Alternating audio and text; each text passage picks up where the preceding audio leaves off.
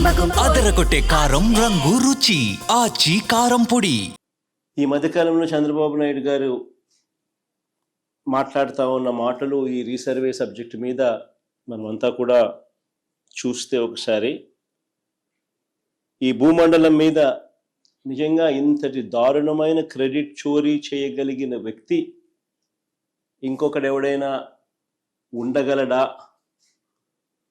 అని అనిపించేట్టుగా చంద్రబాబు నాయుడు గారు మాట్లాడుతూ ఉన్నారు. ఊసరి వెళ్ళి కూడా చంద్రబాబు నాయుడును చూసి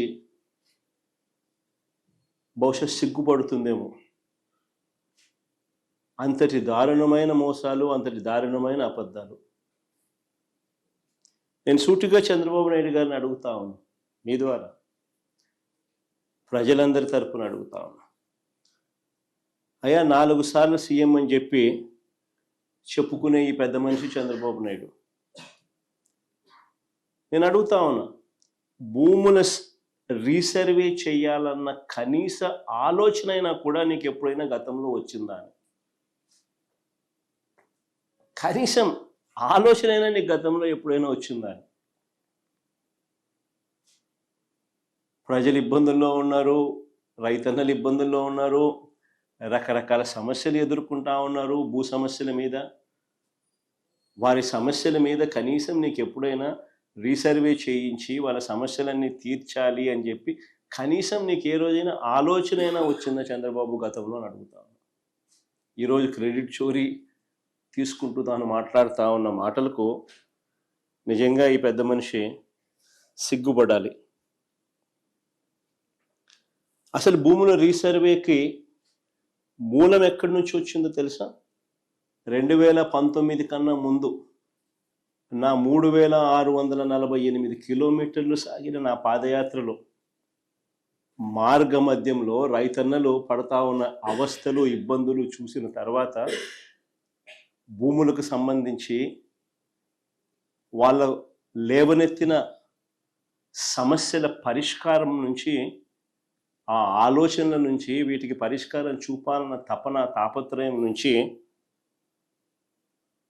శాశ్వత పరిష్కారం చూపించాలన్న ఆలోచన నుంచి పుట్టుకొచ్చింది దీని మూలం.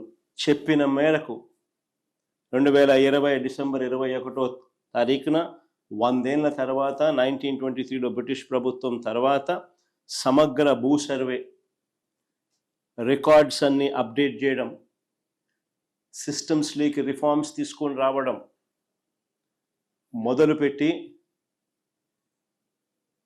ఒక గొప్ప అడుగు పడింది ఆ రోజు. నిజంగా ఇది ఒక రాష్ట్ర ప్రభుత్వంగా ఒక సువర్ణాక్షరాలతో లిఖించదగ్గ ఒక గొప్ప అధ్యాయం. రీసర్వేతో, సమగ్ర రీసర్వేతో కూడిన ఈ సంస్కరణలు మేము చేసినది నిజంగా ఒక మహాయజ్ఞం లాంటిది. చెప్తా ఎందుకు అంత యజ్ఞం అనే పదం ఎందుకు వాడుతూ ఉన్నాను అని అంటే, ఒకసారి ఆ లోతు లేకపోతే మీతో పాటి ప్రజలందరికీ కూడా అర్థమవుతుంది అసలు ఎంత లోతుగా పోయాము అని. ఇది చెయ్యాలి అని అంటే ఎంత కష్టమైన పని అని కూడా అందరికీ అర్థమవుతుంది. దేశ పరిపాలనా చరిత్రలో భూ సంస్కరణలో సువర్ణాక్షరాలతో ఎందుకు లిఖించదగ్గ అధ్యాయం అని చెప్పి కూడా చెప్తా. ప్రజలకు, రైతులకు వివాదాలు లేని విధంగా, ఐ రిపీట్ దీస్ వర్డ్స్, వివాదాలు లేని విధంగా పారదర్శకంగా భూముల సర్వే చేయడంతో పాటు భూ రికార్డులన్నీ కూడా అప్డేట్ చేయడం,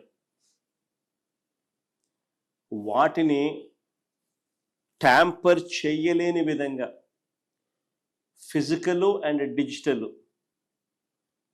ఫార్మాట్లో రకరకాల వివిధ చోట్ల వాటిని భద్రపరచడం అట్ వేరియస్ లెవెల్స్. భూ యజమానులకు, రైతులకు శాశ్వత యాజమాన్య పత్రాలు, క్లియర్ టైటిల్స్ ఇవ్వడమే కాదు, ఆ క్లియర్ టైటిల్స్కు ప్రభుత్వం పూచీకత్తగా గ్యారంటీగా నిలబడుతుంది. మోస్ట్ అడ్వాన్స్డ్ సెక్యూరిటీ ఫీచర్స్తో ఎవ్వరూ కూడా ట్యాంపర్ చేయలేని విధంగా క్యూఆర్ కోడ్ను సైతం ఈ పాస్బుక్స్తో పొందుపరుస్తూ, క్యూఆర్ కోడ్ను సైతం పాస్బుక్స్లో పొందుపరుస్తూ, ఫిజికల్గా ఎవరైనా ట్యాంపర్ చేసే పరిస్థితి కూడా లేకుండా పట్టాదారు పాస్ పుస్తకాలు ఇవ్వడం జరిగింది. టైటిల్ మారినా కానీ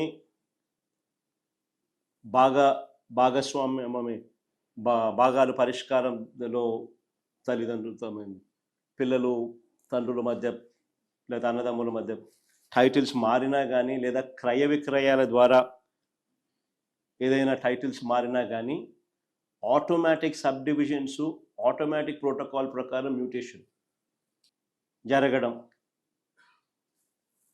వాటికి సంబంధించిన రికార్డులన్నీ కూడా ఆ గ్రామంలోనే, ఆ గ్రామ సచివాలయంలోనే ఉంచి అవి కూడా అక్కడ అవైలబుల్గా ఉండడం, ఆ అప్డేట్ చేసి ప్రజలకు అందుబాటులో ఉంచడం, చివరికి గ్రామ సచివాలయాల్లోనే రిజిస్ట్రేషన్ ప్రక్రియ కూడా జరిగేట్టుగా కూడా చేయడం.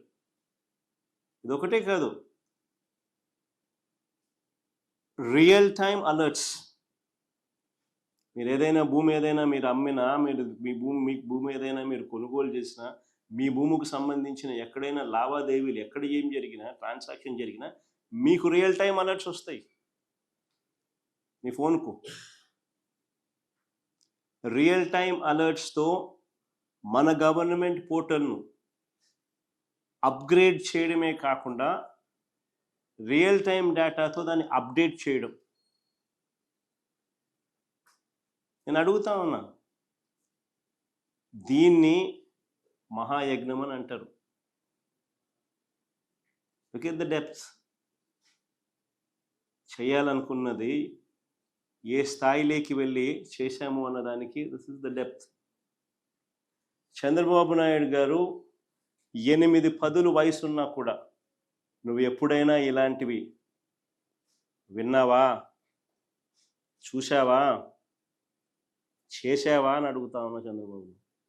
ఈ సమగ్ర సర్వే కోసం మేము చేసిన ప్రతి ప్రయత్నం కూడా ఒక రికార్డే. I would use that word రికార్డే. ఏకంగా 15,000 గ్రామ సచివాలయాలు ఒక రికార్డే. ప్రతి సచివాలయంలో దాదాపుగా 10 మంది ఉద్యోగులను నియమించడం, అది ఇంకో రికార్డే.